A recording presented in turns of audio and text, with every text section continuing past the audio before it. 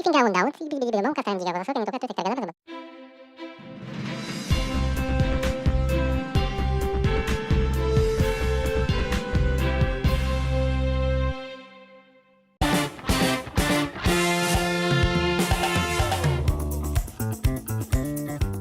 Hello, this is Fred Rowe, and I'm here today with Emily Martin from Irvine College, who is doing her doctorate down there on fishing.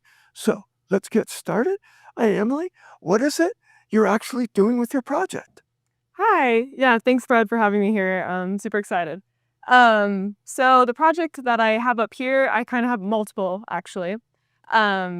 So firstly, I am part of the Simmons Lab at UC Irvine, and we have this long-term lake monitoring program. We've been up here for 13 years, not me, but my lab has, for 13 years sampling alpine lakes in the Sierra Nevada, mostly in Yosemite. And then my other project that could relate to you guys is the citizen science survey called Hooked on Sierra Lakes. I don't know if you've seen some flyers around town. Well, I have, and I've been putting stuff out like on Instagram to help you out because I know that's working great. So the survey details, it asks questions about fish presence, fishing activity, and then also like public attitudes about fisheries management. So what got you into this? So the survey or just like overall alpine lakes? The whole project. The whole project. I think just being up here, I fell in love with the Sierra Nevada and I just wanted to continue being up here. And then my favorite part about being a biologist is working with the community that's is around the system I'm working in. And so I would love to involve as many people here, like around Bishop, as possible. So one of the interesting things for me, my degree is in fishery biology. Yeah, we have a lot in common. Right. So it's kind of fun for me to play with the fisheries science-wise, but then turn around with the clients and talk actual fishing. So what specific science stuff are you studying? So I'm actually like more of a food web ecologist. So I study like trouts and then also their prey. So like zooplankton, insects, and then their prey as well. So just algae and lakes. Okay. And then I can't remember what it's called. Yeah. But when the heat heats up in the valley and pulls all the insects up and drops them in the lake, do you see some of that going on? I don't, but there's some really cool insect biologists that probably would know the answer to that one. Okay. Well, I know what happens, but yeah, that's cool. There's a term for it, but they get caught in the updraft, and then when the cool air, they drop onto the lakes. So I thought maybe you'd seen some of those, like basically insects we have here end up in the high country lakes. Gotcha. What does that do for fishing? Makes it great. Heck yeah. So, what else do we want to talk about? Is there anything I haven't covered? I think we covered most of it. I just would love some more angler support with this survey. Okay. And how do they find that survey? So either the flyers around town have a barcode that you can like scan with your like mobile device, or I also have social media, Sierra Fish Survey on Instagram, and I think also Fred's Instagram, you can find it there too, but there's a link to the survey. Okay. Anything else you want to talk about? Do you have anything else? I think we're there. Okay. I think we covered everything that we wanted to do. This was perfect. Great. So this has been Fred Rowe and Emily Martin bringing you Emily's doctorate program.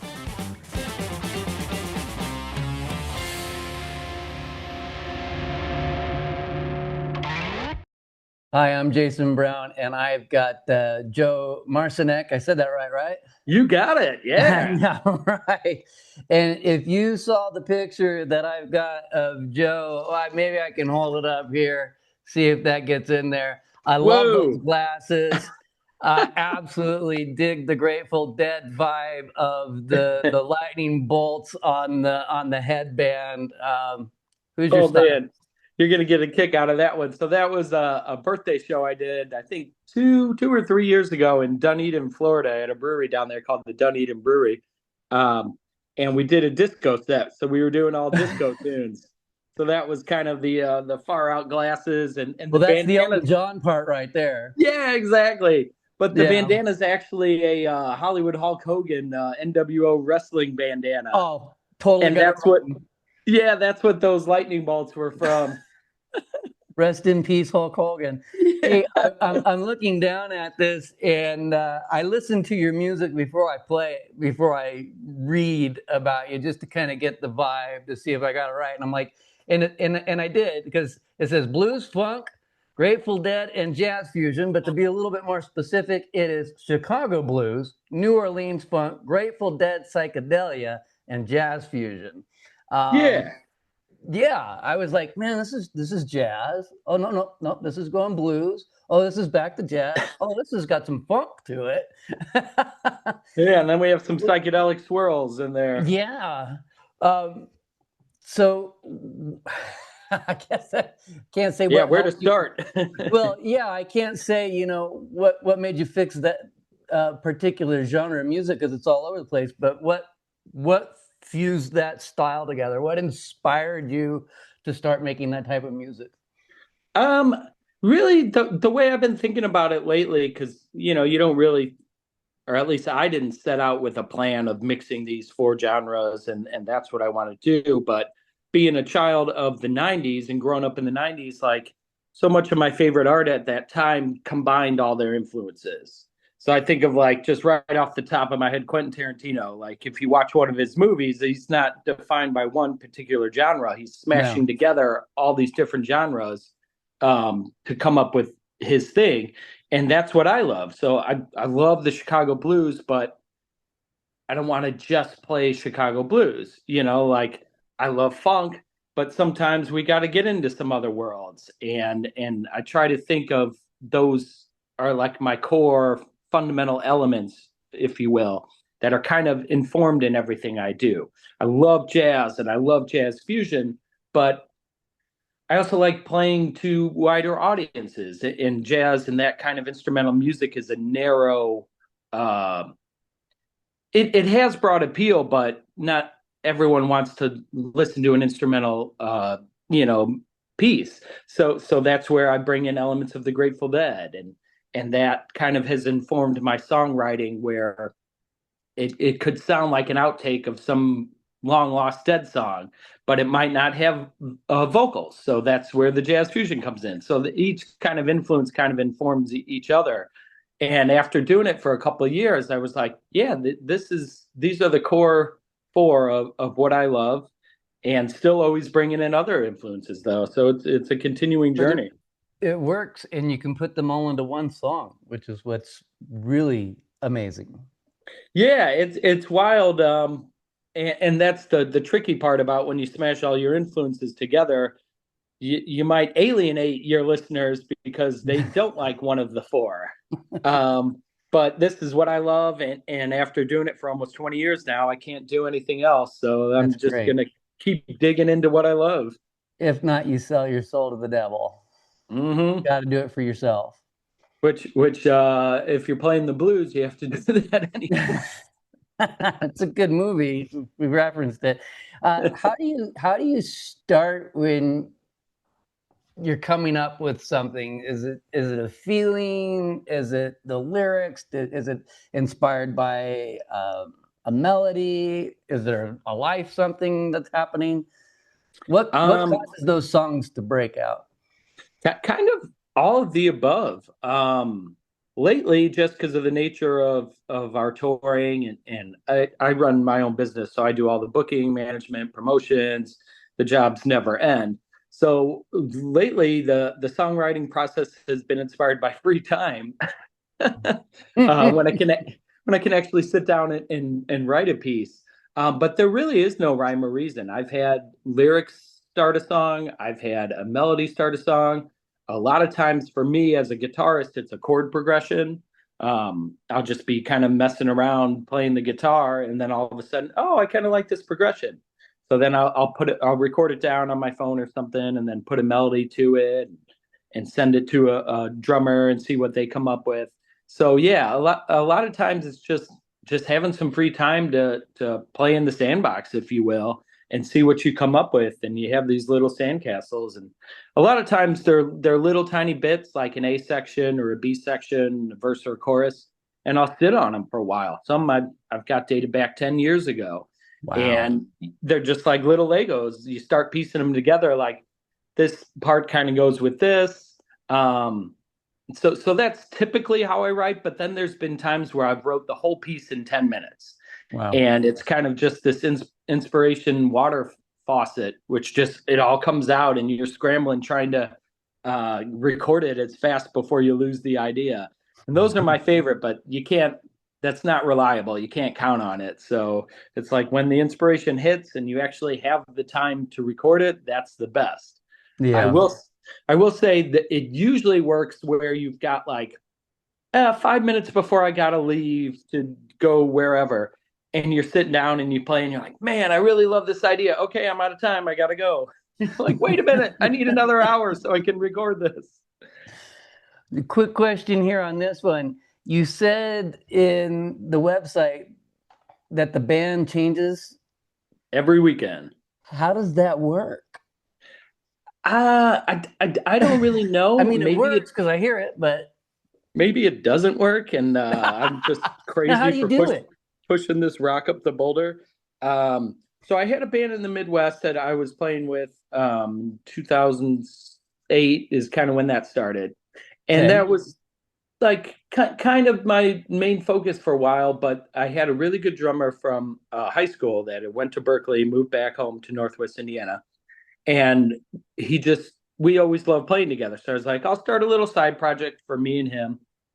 And we didn't have any other consistent other band members, but it was a side project. So it really didn't matter. And since I was doing all the work, I'm like, I'll just call it my name. It's easier to promote it, Joe Marcineck Band. I wish I thought a little more and actually came up with the name, but it is what it is. So me and Pete Koopmans, and then we had Buddy Pearson and Dave Van Lyman, all these local guys playing bass. But since it was just for fun, there was no intention of it being the thing. It just started to grow organically. We did a recording and then we spread into Chicago and Indianapolis. And you know how those things go as they start growing, that kind of took over my focus because it was my, pet project. Yeah. And it was allowed to like organically grow, but kept this. Just because it wasn't a main thing, it was just a fun side project. We just kept bringing in different people because a lot of times good band members are already in a band or 4 bands. So you can't get the same guys every week. So then after about 2 or 3 years, it just kind of became the thing. And then after about 5 years, it just overtook my other band at the time. And I had to choose basically. So when I started committing to this full time, I was like, it's working so far. It keeps growing. Let's see where it goes. And I started flying in players from out of town. Steve Mullets, the keyboardist from Particle, was one of the first bigger national guests I brought in. Shortly after that, I got to work with Jennifer Hartswick, Jason Hand from the String Cheese, who will be playing with us at June Lake. Oh, cool. Bernie Worrell. And it just like exploded. I feel like after Bernie, it was like, if this is possible, anything's possible. And then I got to play shortly after with George Porter Jr. from the Meters and Melvin Seals from the Jerry Garcia Band. It's like, I'm living in a dream now. This is, yeah, you are. Just saying those words out loud is unbelievable. And yet I still continue to play with both those guys. That is so cool.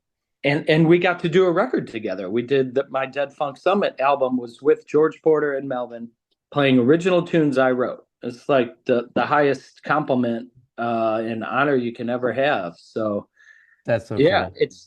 And you say like, how does it work? I can't really give you the formula. I just know how to do it. It's magic. In some ways, I would say crazy magic, maybe. You just got to believe in the music and it's happening. I just, some things just work, and I love your sound. Not just saying that because I'm interviewing you. Well, thank you. I really do like your sound. So far, everybody I've interviewed and I've listened to the music, I absolutely have loved, and I can't wait for June Lake Jam Fest. Now, this is, before we went on air, you talked about 3 things that you're going to be involved in, but tell us about Sunday's Dead Funk Summit. Yeah, so like I was saying, we did the album, The Dead Funk Summit, but it started as a live concert 2017, 18. It was bringing together the worlds of New Orleans, funk, and the Grateful Dead. And so I kind of mashed them together, but I still love playing original music. So it's like a third New Orleans funk inspired tunes, a third Grateful Dead reimagining in this funky vein, and then a third of the material is my original stuff. So after the pandemic, I started doing these super shows where it was like, man, I haven't played in a while. I want to invite all my friends out. Let's do something crazy. And I wanted to brand it as something bigger than just the Joe Marcineck Band. So we started calling them the Dead Funk Summit. Okay. And since 2021, these concerts have become just like crazy. We did recently a Fish after party in Chicago. It sold over 700 tickets at the Epiphany Center for the Arts. And we had Jeff Sipe on drums, Melvin Seals on keys, Mark Brownstein from the Disco Biscuits on bass, and Aaron Magner from the Disco Biscuits on keys. So we had 2 keyboardists. It was crazy. So the June Lake Janet and their whole crew have been so amazing. So she brought us out last year, and we did a lineup with Jason Han on drums, Cliff Porter on drums. So we had 2 drummers, and Cliff also is an amazing vocalist.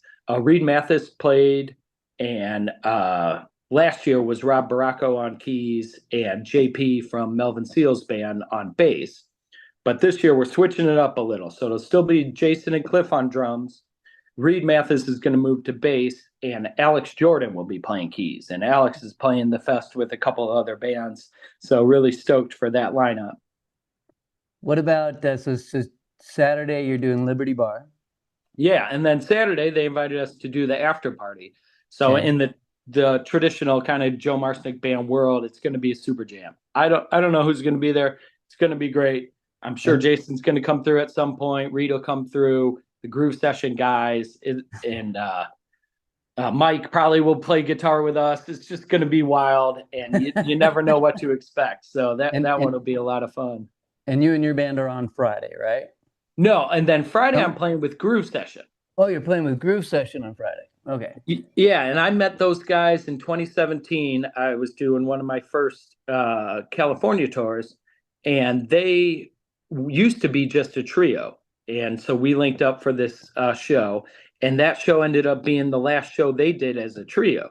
So they were without a guitarist. I don't typically have a band. It was a perfect fit. So we've worked together every year since then, probably done 3 or 4 weekends together since then. So we've played together a lot.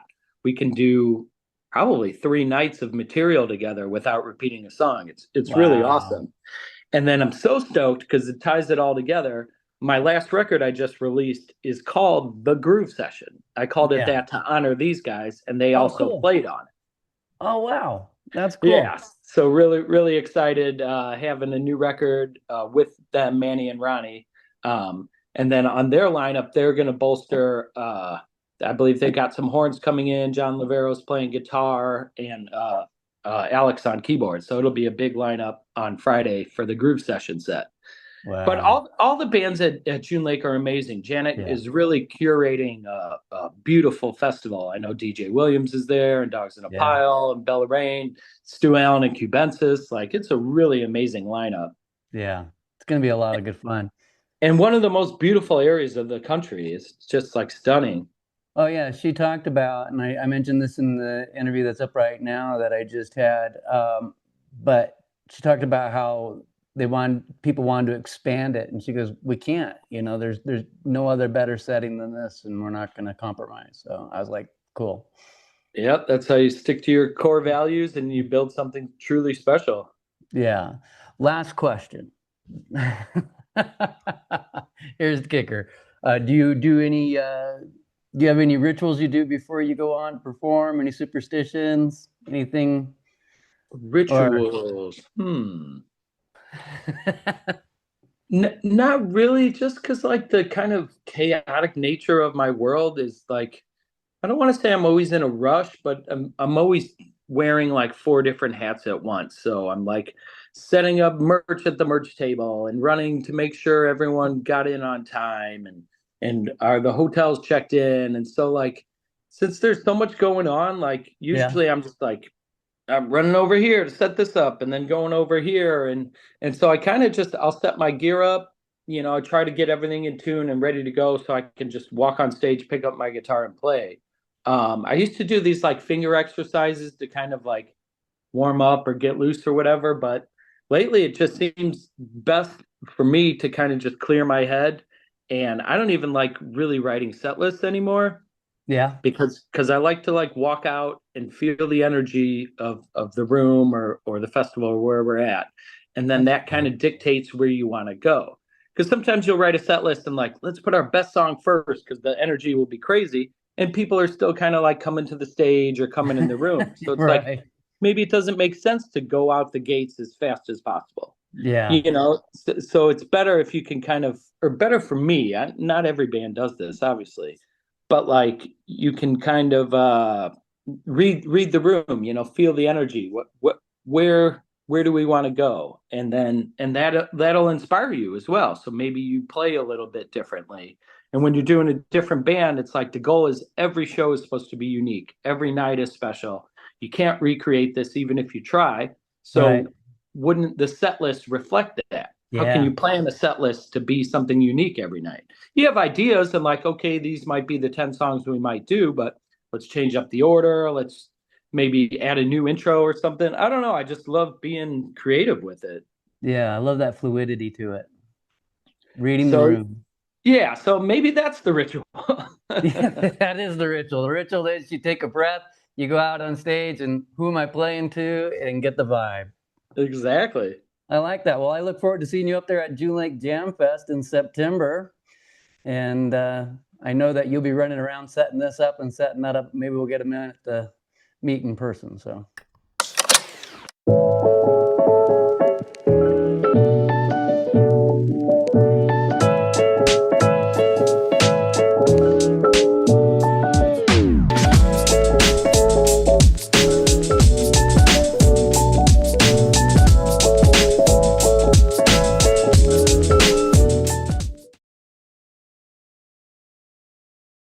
Hello, this is Jimmy T with Ion in Yomono. Today we're honored to have an amazing athlete, Addie Miears, but in the meantime, we're going to talk about her son, It's Wyatt Miears. Wyatt Miears. Yeah. Welcome.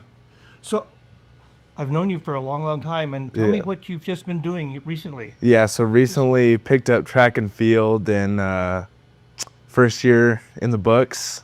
Just finished the California State Games. Well, you went to the Yeah. California State Games Went to first the year. Yep, first year. Yeah. How did you do? Qualified and won it. Both events. Qualified in what? He's going to pick up something and show you right now. This is Yeah. amazing. We'll also try to superimpose it. Alrighty. So here's the medals I won. Yeah. What are they for? It's for shot put and discus. Both of the events I competed in. Both won. How far did you throw the shot put? I threw the shot put, I think 43.6. Yeah, 43.6. And then I threw the discus 132.6. Are those both Bishop Union High School records? For the freshman class, yes. Freshman class. Okay. For the freshman class. How many more feet do you have to go? Meters do you have to go? Feet for discus is about 22 feet. And then for the shot put record, it's 14 feet. Did you beat your own record? Yep, beat them both. Excellent. So tell me what happened. So you ran track and field and Yeah. you went down. How did you make it to the championships? It was kind of just an invite statewide. It's the state games is the biggest track and field event in the state, like the whole that game. So they do more than just track and field. It's a lot of swimming, wrestling, jiu-jitsu, I think. It's really cool. Made it down there, qualified with my marks that I had previous, and then competed in the 15-16 age class and won both. Awesome. So tell me what this plaque says. So it's the male athlete of the year for the California State Games. Awesome. Is it Yeah. for freshmen or everybody? It's for everybody. Yeah. You're the number one of the number ones. Yeah, I was nominated. Yeah. Awesome. I think it's supposed to say of the meet, but it says of the year, so I take that too. Yeah, absolutely. Yeah. Erase the of the meat. You could Yeah. even that's- better. They did that for me. Cool. That's great. Yeah. So I understand you also have some sort of qualification that just came up. Yep. So by qualifying by winning gold, I qualified for the state games of the year. Yeah, or state games of America. Yep. Awesome. Held at Pennsylvania State. So Penn State. Penn State. Penn State. Yep. The Penn State. Awesome. Yeah. When does that happen? Summer 2026.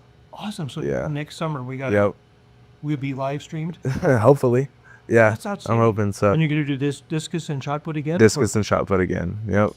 That's outstanding. And you know that there's no tax on clothing in Pennsylvania, so you can buy all the swag you Yeah, want. might be getting some USA track and field stuff. Absolutely. Yeah. Yes. So what is your ranking in the whole state of California? So I'm number 8 right now for shot put. I mean, I think it's 8 for both. Yeah. So you start from nothing. In 1 year, you go from nothing to California Finals Championships, Yeah. and you're number 8 in the state in both shot put and discus. Yeah. I definitely found my niche. What a slug. You have any other up-and-coming athletes that you're going to mentor? Yeah. So we have this freshman up and coming, Tim Crowder. Yeah. He's a 6'4" upcoming freshman. He's gonna be good. Definitely gonna get Hopefully you close. won't find girls before that happens. Awesome. So, what about football? Tell me about football. Football. Going into the second year, playing both ways, playing quarterback and linebacker for the JVs. Yeah. Which is outstanding. Excited. Yeah. How long have you been playing football? This is going in my 3rd year in total. So So you didn't start when you were Pee-wee mini? nope. What they called it? Started in 8th grade. Awesome. Yeah. So what do you do to prepare for discus and shot put? It's more mental than anything. It's a lot of, I do heavy emphasis on like visualization. Like if I see it, I can go out there and do it. You know what I mean? Yes. Yeah. Yes. Unfortunately, I'm a demonstration performance kind of guy. Show me what to do, and I've got it. Yeah. Tell me what to do. Like, I got nothing. Yeah. I show myself what to do. So, So, what was your freshman record as a football player last year? I didn't really set any freshman records. I started 3 games at quarterback and then just kind of flew through the season. Went by fast, but I wasn't really a starter. I was a starter for 3 games at Q, and then I started like the last 2 or 3 games at middle linebacker. This year I'm going to be starting both ways. So. Awesome. Yeah. How many touchdowns did you get last year? I think 4 or 5. 4 or 5 in like the 3 games. Yeah. And do you do sacks or you do pancakes? I do sacks. I had a sack and a half.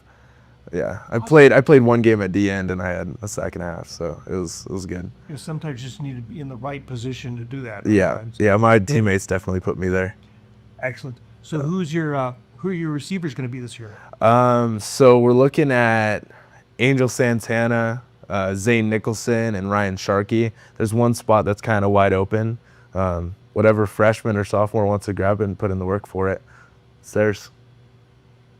Yeah. You said work for it. So how many hours do you put in the gym? Hours put in the gym daily.